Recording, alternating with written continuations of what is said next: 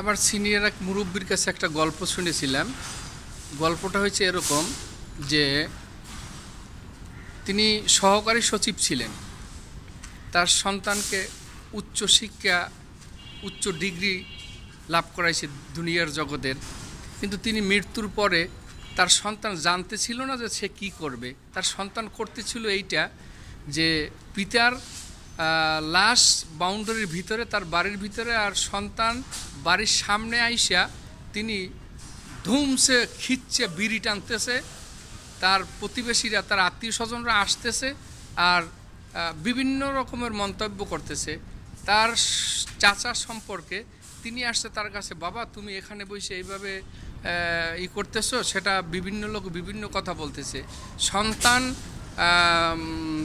উত্তরে বলল যে চাচা, আমার বাবা তো আমাকে কিছু শিখাই নাই, আমি কি করব এই মুহূর্তে, আমি বুঝতে পারতেছি না। তো আপনাদের কাছে প্রশ্ন যে আপনার মৃত্যুর পরে আপনার সন্তান কি করবে আপনি জানেন না। আপনি কোন সুশীল সমাজের মানুষ, আপনি কত শিক্ষিত ব্যক্তি, কত সম্মানী ব্যক্তি, আপনি এবার বুঝতে পারতেছেন যে আপনার সন্তান জানে না যে আপনার মৃত্যুর পরে কি করবে। আসলে ঘটনাটা বাস্তব ঘটনা, তাই আপনাকে বললাম। গল্পের পথ মনে হইলেও ঘটনাটা বাস্তব।